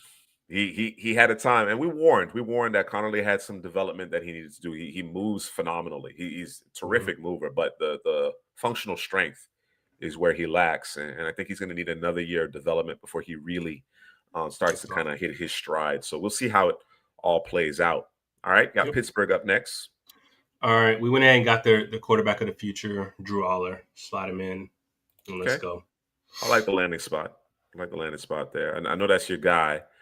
Yeah. You actually have Nussmeier and Sellers going in the top 6. So Aller on the board a little bit longer than I had anticipated, but I think that's a good landing spot there. All right. And then who's next? It's the San Francisco 49ers. So this guy kind of fell right into their lap. San Francisco. Caden Proctor. Now I say this gingerly. Okay? Gingerly. But went Caden Proctor because I like the size. I think he's, just the replacement for Trent Williams. But we need you, and we need the technical things to come into play. We need you to be more consistent. Definitely. We know you got the power. We know you when you're right. Nobody's getting around you or through you. Yes, he looks the part, bro. But I have serious reservations about his technique. He has to get coached up. D-Kit, you might be onto something. Yeah, you might be, but I gotta let's give him a couple more weeks. Let's That's fair. That's fair. It's still very early. But I think I have some serious reservations about Proctor considering the technique. He should be playing at a much higher level. Just looking at him. Yeah, got those cement blocks on him. All right, got the Raiders up next, 20th overall. Raiders, I wanted to pair somebody next to Max Crosby since we're bringing him pair him up with Caleb Banks from the Gators. Ooh, I like that, especially with Christian Wilkins, that whole situation. I forgot about him, bro. Yeah. Yeah, they need some help there in the interior of that defensive line. All right, Minnesota up next. All right, I went and got D-Kit's corner, Jermod McCoy. right there. We know Brian the Flores Vikings. over the moon. Yeah, Mm-hmm. yes, that's perfect fit for him over there. All right. Jeremiah Love, DK, or Juice's guy, Jonah Coleman. I think it's gonna be Jeremiah Love on this It awesome. won't be Jonah Coleman, and you know Yeah, because why? he's not gonna be sparky enough for Yeah, the man. folks. I think Love is deserving. I think he's certainly deserving. All right. Rammies. Yeah, they had to pivot, Dana. You had to pivot. Absolutely. I had to pivot because so many offensive linemen already off the board here. All right. You mentioned it. The Rams back on the clock. All right. So they went with their first pick. They went with their quarterback of the future and Sellers, and then we're gonna pair him with the receiver. This is real sexy, bro. It's Jordan Tice. I like it. Mm-hmm. I like it. Devontae Adams, obviously still very capable, but older player. Puka's dealt with some injuries. You bring in Jordan Tyson. I think he's, ready to go out the gate. I actually think Mekhi Lemon, just in terms of his play style and the fit, might be a better fit per se, but I have Tyson a little higher than Lemon on my board. So I like it quite a bit. All right, Cleveland. Yeah. All right, you said Mekhi Lemon. We're going Mekhi Lemon right here, bro. All right. I want to be a little different. He's getting a lot of love. He's throwing up a lot of numbers, more than Jacoby Lane, which doesn't surprise me. Somebody got to do it. And I think Lemons might end up pushing his way into the first round, bro. I could be wrong, but I think he might, bro, if he keep on this pace, bro. We'll see. We'll see how it works out. Yeah, we have him. We have him among the top 32 players, so that wouldn't come as a shock to me at all. Carnell Tate's looking good too, DK. Yeah, I like Tate's looking good too. Tate. Yep. All right. All right. I was trying to save this guy, bro. Did they change the bolt, bro? Did they change it? No, they look a little. They look a little different. They look a little different. Well, I'll say this: they know how to use Quentin Johnston. They know how to use him. They figured it out. It ain't throwing it 60 yards down the football field, bro. Bro, there's like some kind of crazy stat with Harbaugh in week 1 games. Like he's like undefeated, like in his last 11 or 12 week 1 games, bro. Like it's some kind of crazy stat, bro. I did see that. So we'll see. We'll see if it persists. The Chargers have a tendency to kind of fall apart. Let's see if they can get over the hump there. So I tried to save this guy for the Bucks, but I just couldn't do it. Yeah, couldn't get there. Denzel Cameron can't play forever, and I think he's injured right now. So yes, yeah. I think it's coming to an end. I think it's coming to an end with Perriman. So all right, that's the second stint with them boys, right? That's the second stint with them. Yes, it is. Yeah, okay. It is. All right, we went linebacker once more, and this hurt my heart. Okay, it just kept hurting my heart. We had to go back to linebacker with the Bills. I went C.J. Allen. I like it. Milano with the injury-ridden seasons and older. Yeah. I think he might be. I think he's on the last year of his deal. I think too. So. He is. I think this is definitely Milano's last year in Buffalo. He had a great run of it. I think clearly they need him. They still need him. It should be him, but it's difficult, right? You need a mic. But I think going back to last year, I thought the linebacker, the second level defender who played best for the Bills was Dorian Williams, bro. And they got him kind of in like a sub package, special teams type role. But when Milano was out, Dorian Williams was thrown into the lineup, and he, to me, he was the most consistent second level defender they had. So I think they're a better team with him on the field, to be honest with you, at this juncture. Yeah, I'm gonna have to check out York. I know Drew likes Torian York, D-Kid. I'm gonna have to check him out this year because I wasn't in love with the tape last year. Kind of felt like York he was a step too slow at times. So I'm gonna have to definitely check him out. All right, Drew, we'll get you back on track here. All right, so I was debating between 4 linebackers, bro. Decisions. Decisions. I was debating between Sonny Styles. I was debating between Sonny Styles, your boy Averill Reese, because he had a good game versus Texas, for Ohio State. Weeks and Deontay Lawson. Those are the guys, bro. Okay. And I settled on a guy, but I'm not happy about it. I settled on Sonny Styles, bro. I did it. Really? Yeah, I did it, bro. I did it. Okay. I didn't go. I put loss to the side. So I'm like, I want to be different. I want to go with a different guy. So I just kind of Okay. pushed him You're to the mixing it side. up. Yeah. Otherwise, it probably would have been him, but I pushed him to the side, or it would have been Weeks. I think those are the kind of the two. Kind of Is going that back and right, forth. Dana? Is Deontay Lawson out for the season? Oh, I didn't know that. I Oh didn't know my that god, either. that man can't catch a break, bro. Yeah, man. That's a tough one. Oh, damn. Okay. Well, All right. Sonny yeah, Styles to yeah. the Bucks. Cincinnati on the clock. I'm sure he's going to be his top interior offensive lineman, right? I went Parker Brailsford. I Parker just went Brailsford. Parker. Yeah, I Okay. went Parker Brailsford. Yep. Yep. Yep.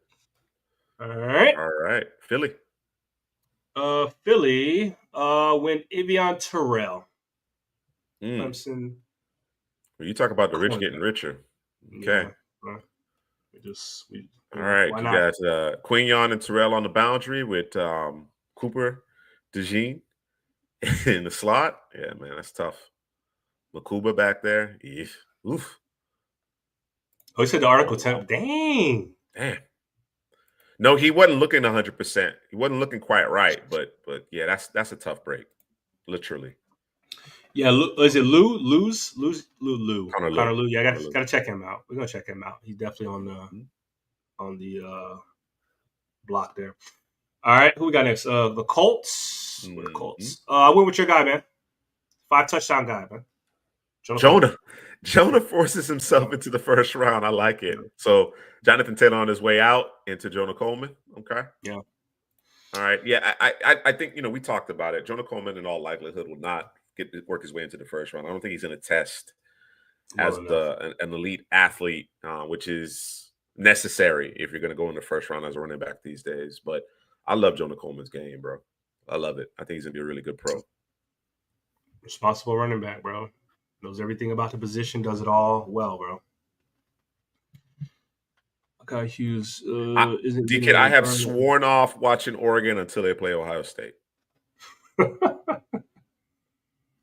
I know they are deep, they are talented. I have checked out some Sadiq tape, but I haven't watched Oregon play. I'll probably peek my head in. You know what I'm saying? Here, I see him to play somebody. I think that's part of the. Well, that's the thing. Issue with them. That's the thing. Like it at this point, considering what they did in the offseason, the amount of NIL money that is invested there and the resources that they use, it is championship or bust for Oregon, bro. It's championship or bust. It's not about the Big Ten. It's championship or bust for them. So that's part of the reason why I haven't been really keyed in on them thus far. Oh, I believe it. I believe it, kid. I definitely believe that. All right, we got Arizona. Dana's cards on the clock. Article 23 posted 10 minutes ago. Okay. All right. I was like, I had not heard anything about Deontay Lawson. I had not heard anything on that front. So that was tripping, man. All right. Yes, no worries, Dana. No worries. All right, Dana. I was looking at the team. Will Johnson balled out this past week. He looked like the guy who we thought that he we was. Expected. Yeah, the first round pick. Perfect. Yeah. I went Nick Anderson here, man. LSU wide receiver. Your guy. Yeah, that is Nick Anderson's your guy. I like this fit for them. We got to get this situated. We still I prefaced it earlier, but only the first 50 or so players have been ranked based on our consensus. So beyond that, it's a bit of a hodgepodge, but we will continue to work on that, get that fleshed out over the next few weeks. Piece it together, man. Build it as we fly it. All right, who's next? Denver Broncos. Yeah, 2 more picks here in the first round. Oh, they got Dallas winning the Super Bowl. That ain't not Dallas. Who is that? No, that's Green Bay. That's Green Bay's pick. Yeah, that's Green Bay's pick. The only 2-0 team in the league right now. It is the only 2-0 team in the league. All right. Broncos. I went Tyreek Sapp. That's your guy. Yeah. Okay. Yeah.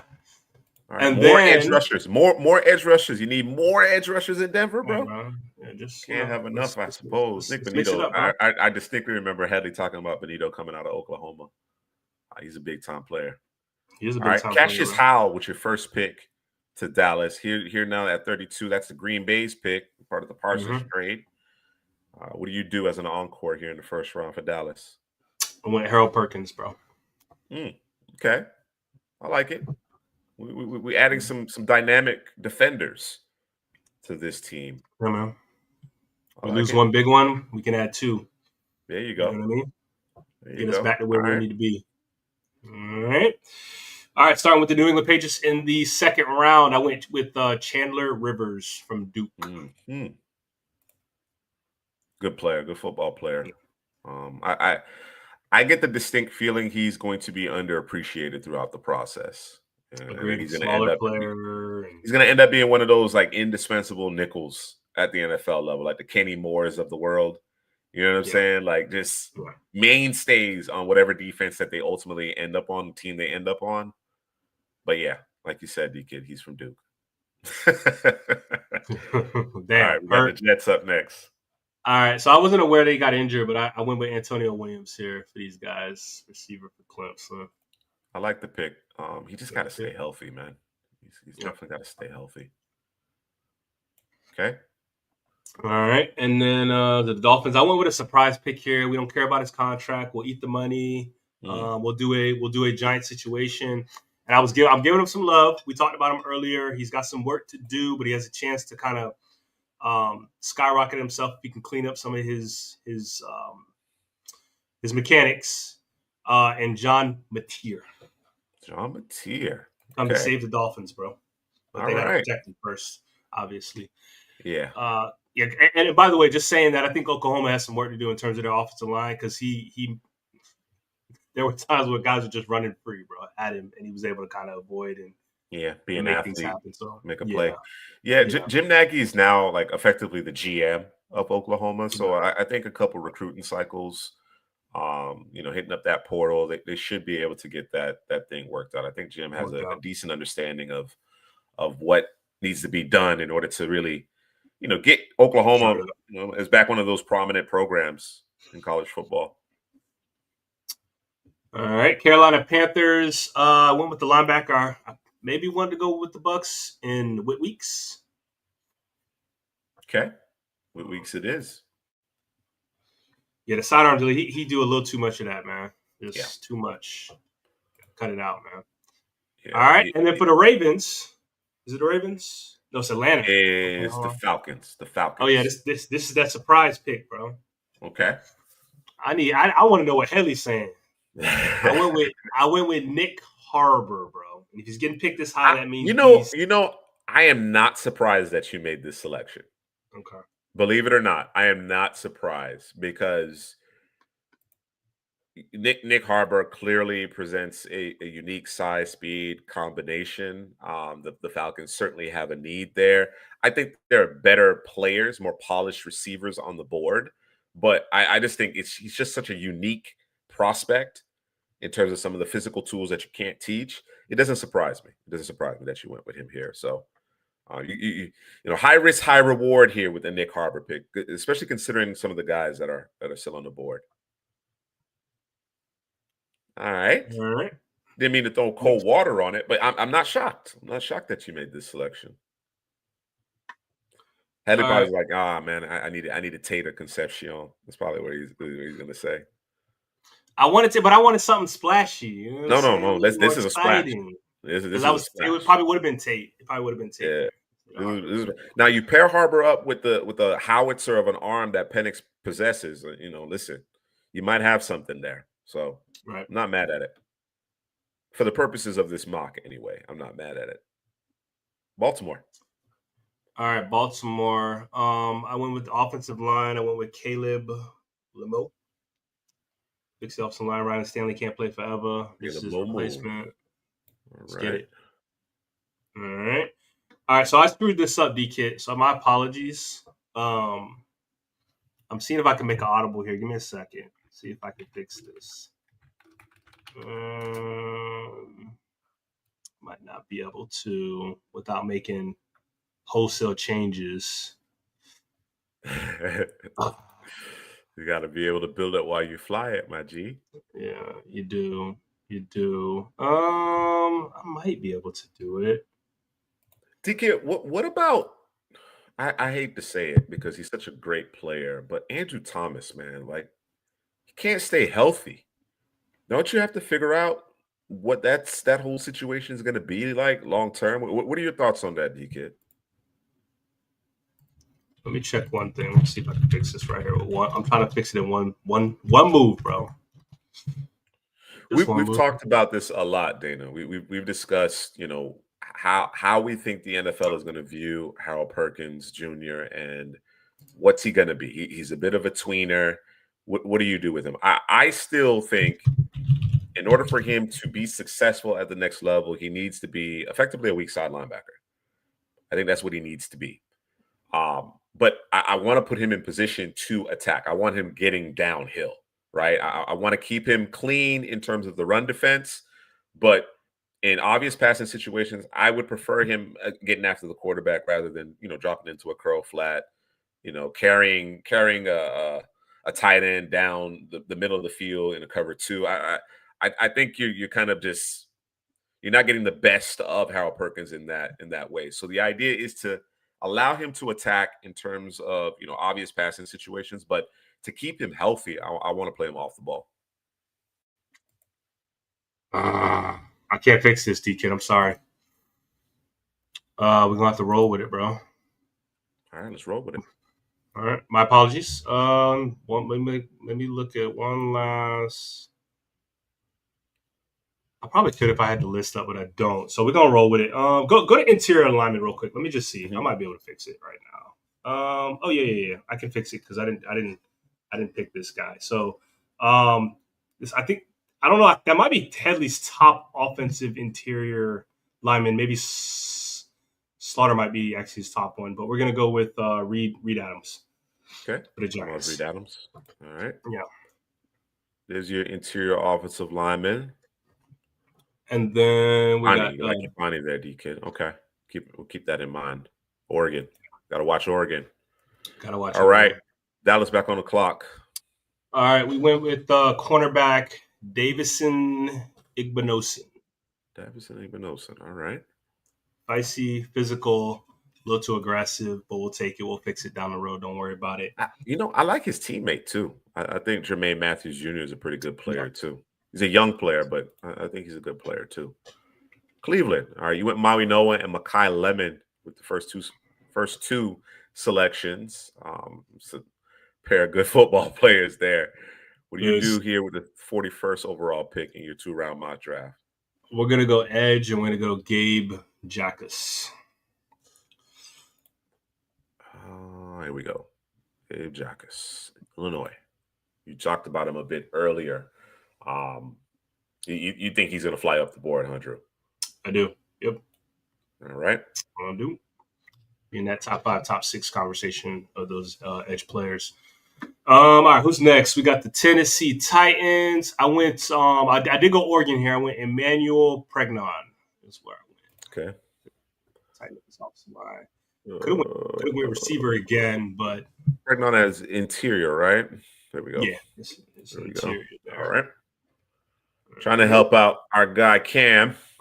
Got to get him right. All right, and then Detroit Lions. I went Connor Liu, which I'm gonna watch him. I think they play a Duck this weekend. Ole Miss plays Arkansas. That's another game. That's another intriguing one. I forget with Taylor Green. Yeah, I wouldn't. I don't think that's going to be a walk in the park for Ole Miss, but I'm with you. I need to evaluate Connor a little bit closer myself. Yeah. All right, who we got next? Went Jeremiah Love in the first round. Yeah, you know how we do it. We went Chicago Bears. I went Dylan Thieneman. All right.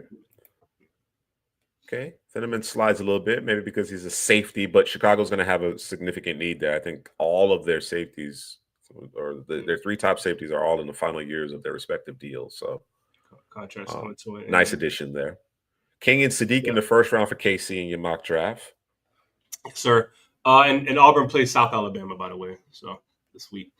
All right, KC. Yeah. I went. This one I struggle with this one a little bit because I know I was thinking, should I just go best player available at this point? These guys just to get richer. I settled on Christian Miller, bro. I think that's a name that my eyes were drawn to here. I think they need to replenish that defensive line. To be perfectly honest with you, I'm not sure if we're going to get elite Chris Jones again. You know what I'm saying? I think we might Is get he him older in. or fan? I think he's older.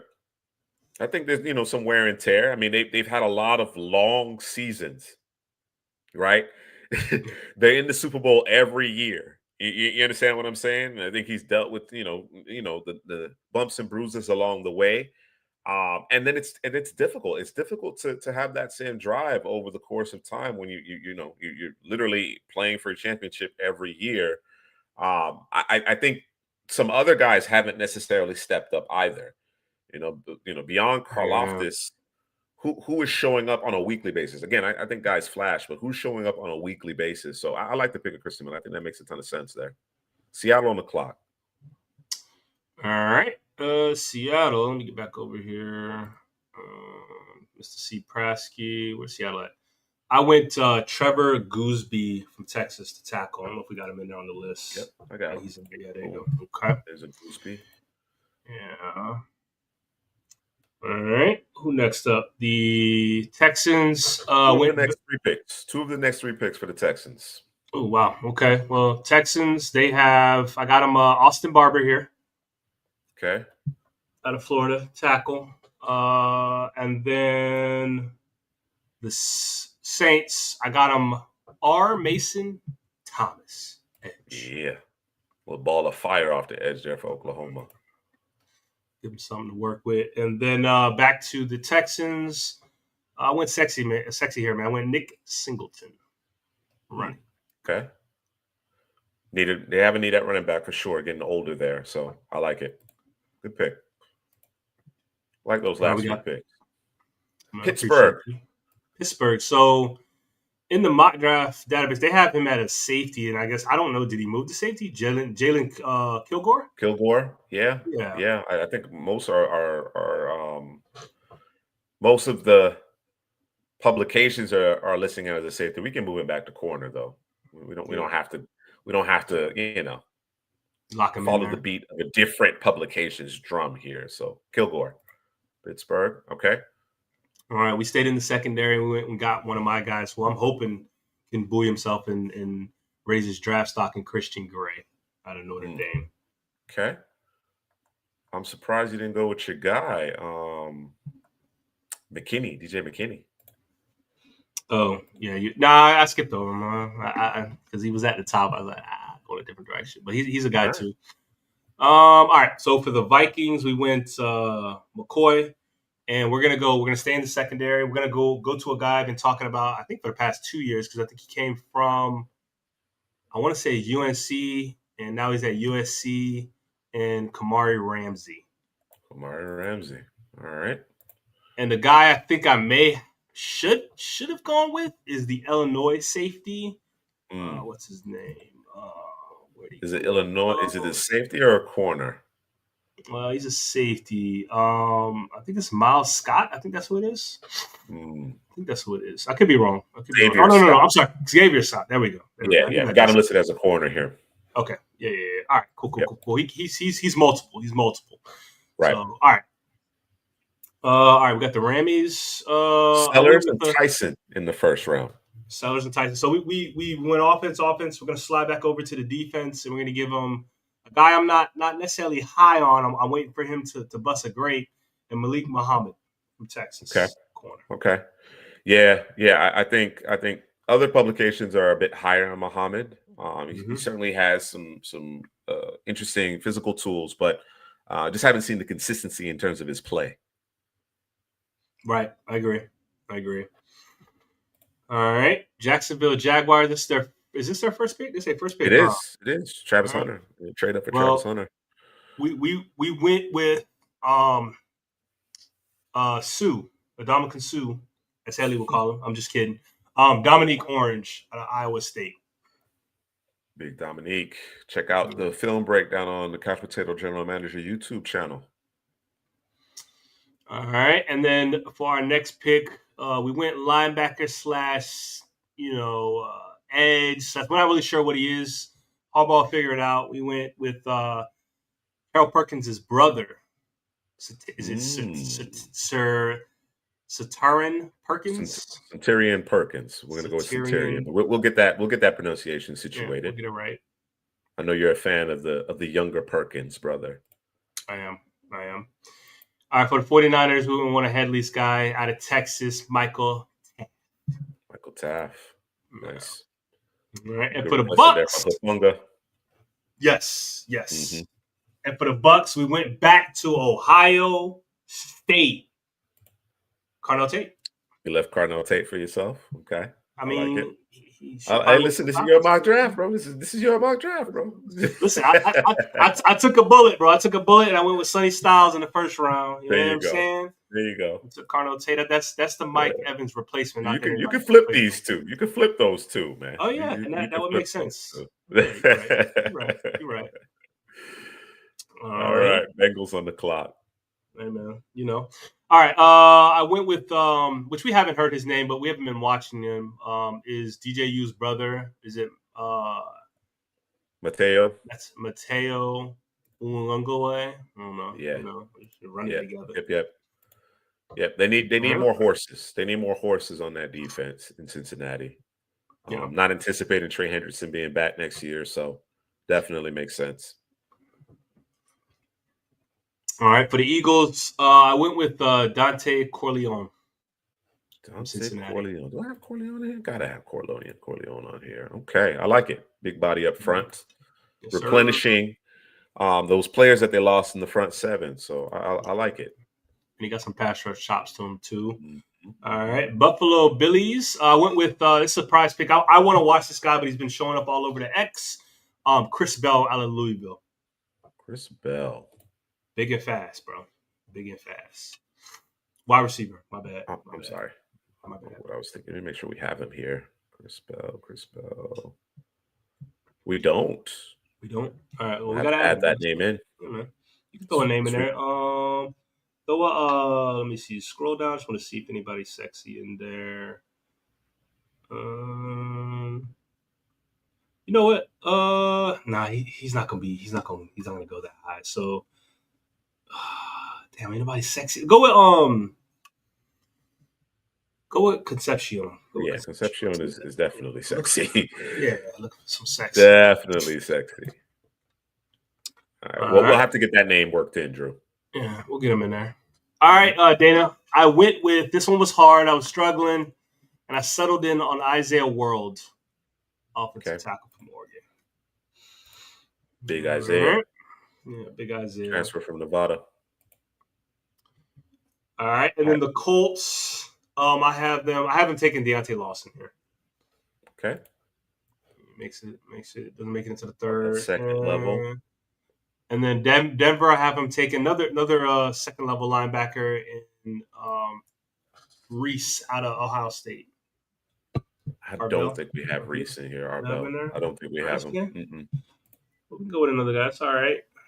Because he burst on the scene when it came to yeah.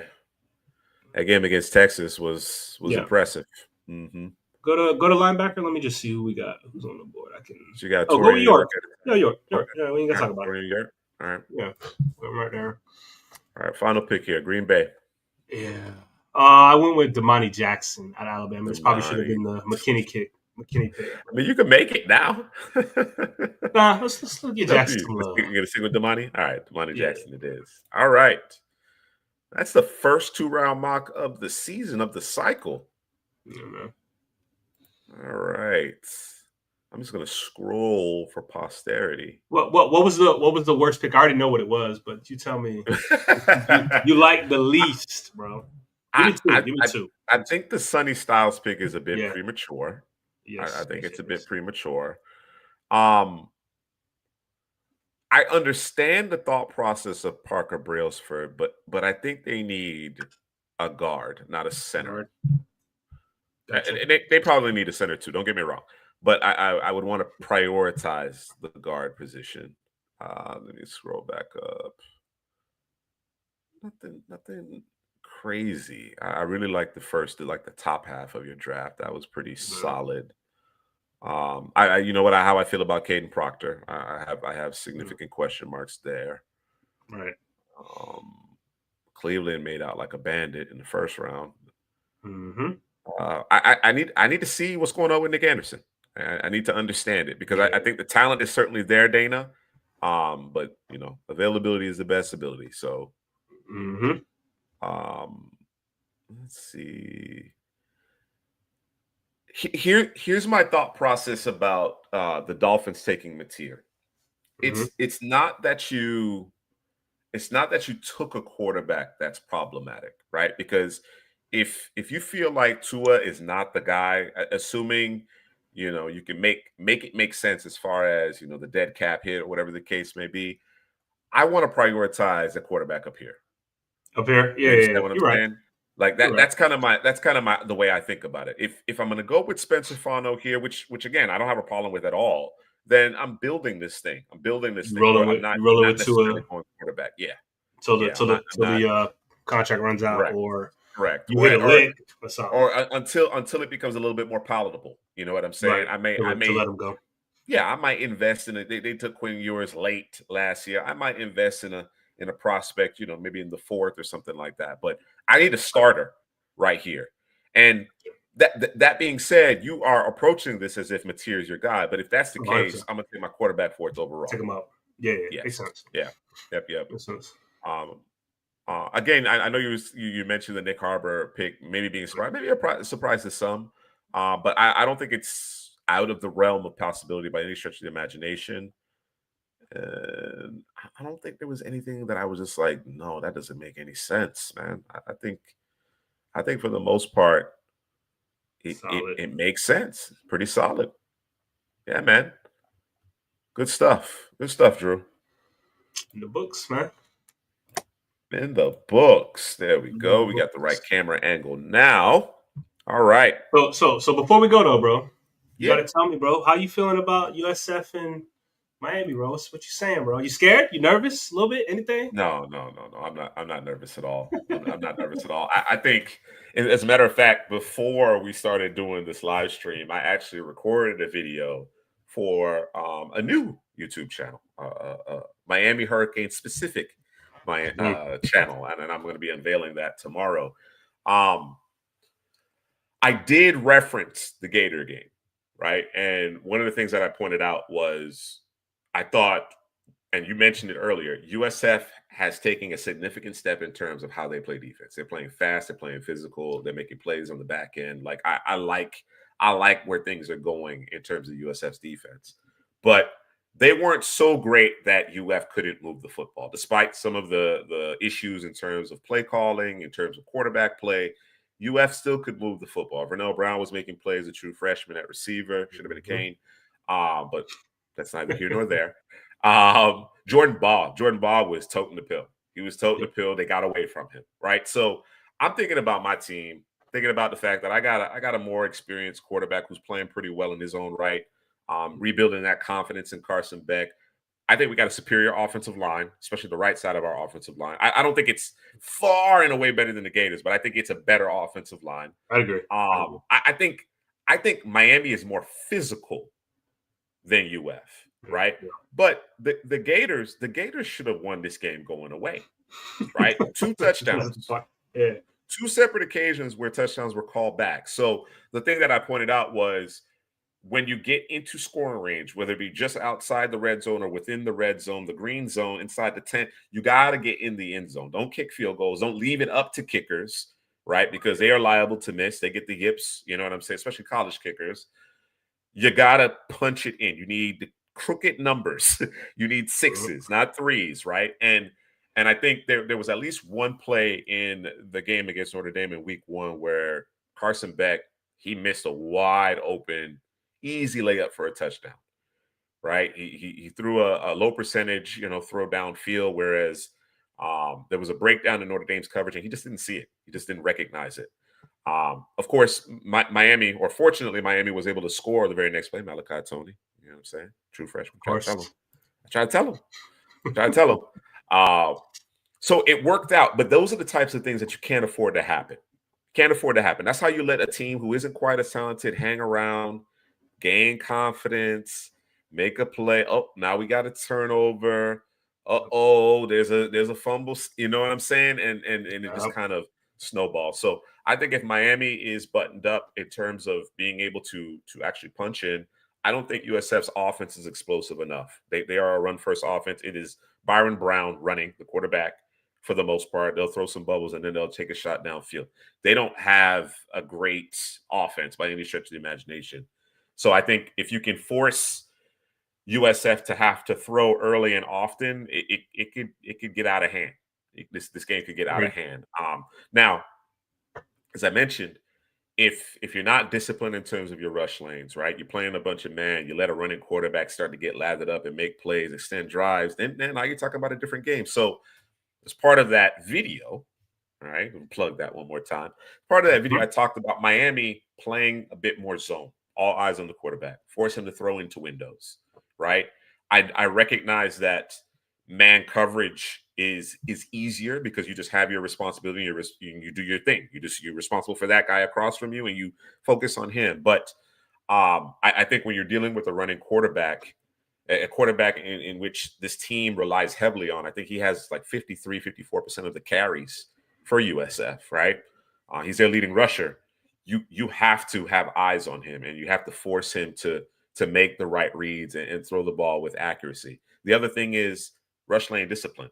I don't need Bain and Mesidor screaming off the edge, right? I want the vice grip pass rush. I want the walls to slowly close in like, Indiana Jones. You know what I'm saying? I want the space to get, constrict. You know what I mean? So yeah, I think if Miami operates the way that they're capable of, I don't think this one's gonna be close. I don't think it's gonna be close. What's the the line on that one? I think it's like 17 and a half. It's like 17 and a half. It's in Miami too. Yeah, 17. Oh yeah. Last year, I was at the game at Raymond James. Miami ended up winning like 50-15. The difference is, I think the biggest difference is that USF is a better defense, but I actually think Miami overall is a more talented football team. I don't think we have the same level of quarterback per se, but I think overall we're a more talented football team this year. Yeah, I agree. So, yeah, man. K-State tied it up. We had game 17. Okay. All right. Arizona in the red zone though. Oh, okay. They go in there. All right. 3-yard line, first and goal.